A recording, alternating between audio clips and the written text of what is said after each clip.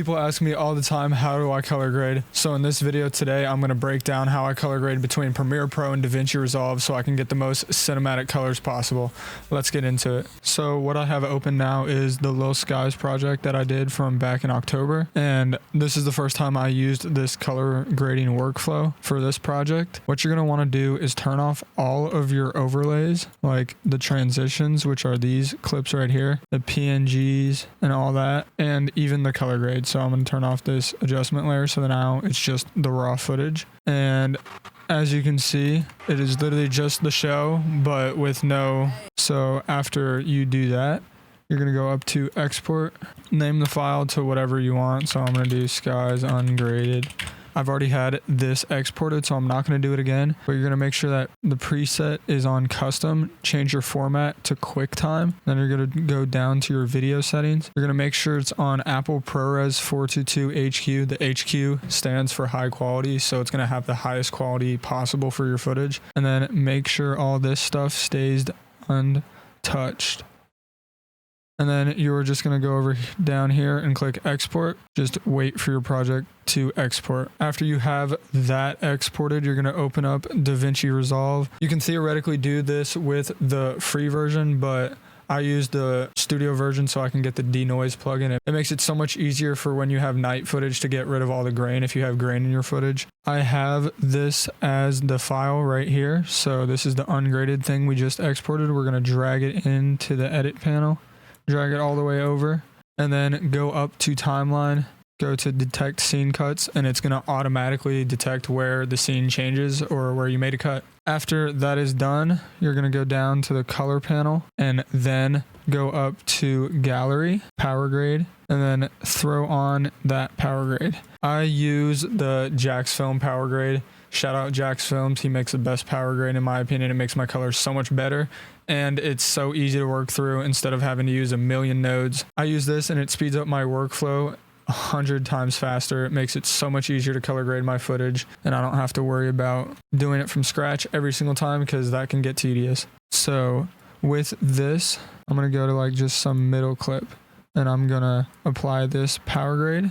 And then all you have to do to use this power grade is change the CST in by clicking it, going to effects, by changing your input color space and your input gamma. I use a Sony camera that shoots S-Log3, so I have it as my S-Log3 settings. Then you're going to want to change your exposure, which for this shot, it's not too underexposed. I usually expose by 2 stops in camera, so then when I throw S-Log3, it makes it a lot easier to like tweak your colors. And then you're going to go to the white balance, change that with this little temperature slider. And then you can add halation as well. I always add halation because it makes the highlights look a little better.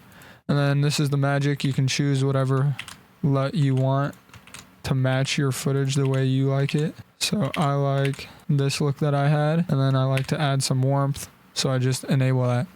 And then to put all of this to every single clip, you're going to choose all the clips that you want by clicking the clip you want, and then shift left click all the clips, and then go to the clip that has the grade on it, right click it, and then it's going to ask you this question to make sure you want to apply it to every single video, and then click replace. And then it's going to add that power grade node tree to every single clip in the timeline. What you're going to do is go down to this render thing, change the file name and location to whatever you want it to be, and then copy these settings for the export settings. These are my best export settings to get like the highest quality possible. The main thing is making sure your peak bitrate is at 30,000 and your target bitrate is at 20,000. You're going to add to render queue, push save, and then go over here and click render all. And then after all that, you're going to throw that file that you just exported back into Premiere Pro and turn on all of your transitions and overlays,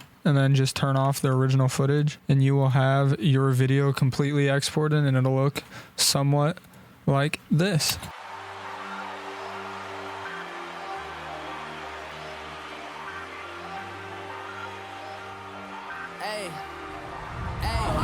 Under pressure, I ain't switching for no help. I ain't talking to no cop and I ain't telling on my bros. Ain't no killer, but don't push me, fingers itching on that pole. Niggas plotting on my come up, gotta watch they at my nose. Long nights I so sold drugs just to hit the studio. Now I'm eating steak and shrimp, bitch, I ain't eating sloppy Joe. Looking to the mirror, flexing, now a nigga in his glow. Bust off like a Smith & Wesson, welcome to the rodeo. I got tattoos on my face, I use that shit as motivation. I can never get a job, so for my dream I'm dedicated. For a second, lost myself, I was too busy getting faded. Now they see me out in public and be knowing what my name is. All these rappers want the clout and the life of being famous. I just wanna be stable, tell my family we made it. I was coming for my spot, a young nigga had to be patient. Now I'm running up, these bands can hit the island for vacation. I've been shitting on my haters, you could say I'm constipated. 5 racks on his fit, just to stunt while I'm in Vegas. Narcotic on my body, shout out to my nigga Caleb. Young niggas got the cake up, now these bitches wanna date her.